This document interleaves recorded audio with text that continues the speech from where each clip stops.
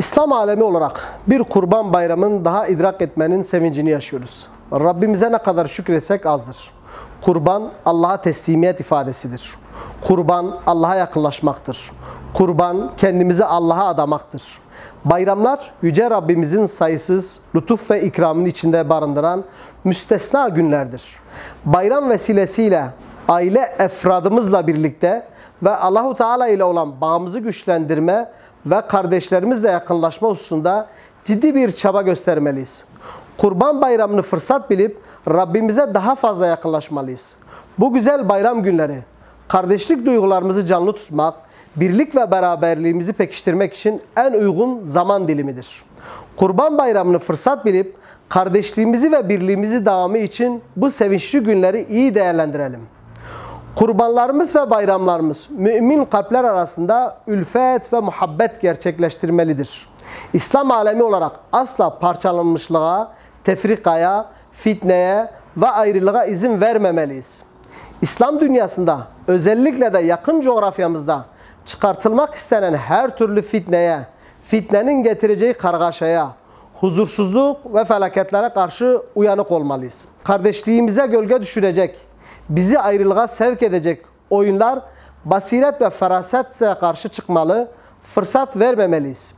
İçinde yaşadığımız toplumun ve bütün yeryüzü Müslümanların sorunlarıyla daha fazla ilgilenmeliyiz. Müslümanların birlik ve beraberliği için çaba sarf etmeyi en öncelikli meselemiz olarak görmeliyiz. Kurban bayramı günlerinde yapılan hac ve kurban ibadetini iyi kavramalıyız. Allah'a yakınlaşmak için bu müstesna günleri iyi değerlendirmeliyiz. Hac bize birliği, vahdeti, kurban ise bize dini ve sadece Allah'a has kılarak ona teslim olmayı ve nefsimizi terbiye ederek insan neslinden kan akıtmamayı sembol diliyle ifade etmektedir. Hac ve kurban aynı zamanda birbirini tamamlayan birer ibadet olarak müminlerin Rablerine olan yönelişlerini yansıtmaktadır. Bayram vesilesiyle darda ve zorda kalan Müslüman kardeşlerimiz dünyamızın muhtelif yerlerinde büyük acı ve ıstırap yaşayan, zulme uğrayan, mazlum ve mağdur kardeşlerimizi asla unutmamalıyız. Ülkemizde ekonomik sıkıntılar nedeniyle zor günlerden geçtiğimiz bu günlerde birbirimize daha fazla sahip çıkmalıyız. Birbirimize daha fazla yardımcı olmalıyız. Bayram günlerini yardımlaşma ve dayanışma günlerine dönüştürmeliyiz. Çünkü gerek maddi, gerek manevi olarak insanlık çok zor bir dönemde geçiyor. Bu sıkıntılı dönemi atlatabilmek için her zamankinden çok birbirimize kenetlenmeliyiz ve birbirimizi desteklemeliyiz.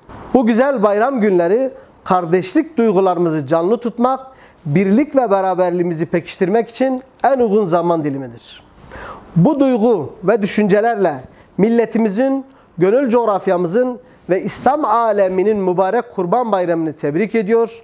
Bayramın başta Gaziantep'imiz ve ülkemiz olmak üzere alemi İslam ve topyekün insanlığın barış ve huzuruna vesile olmasını Rabbimden niyaz ediyorum.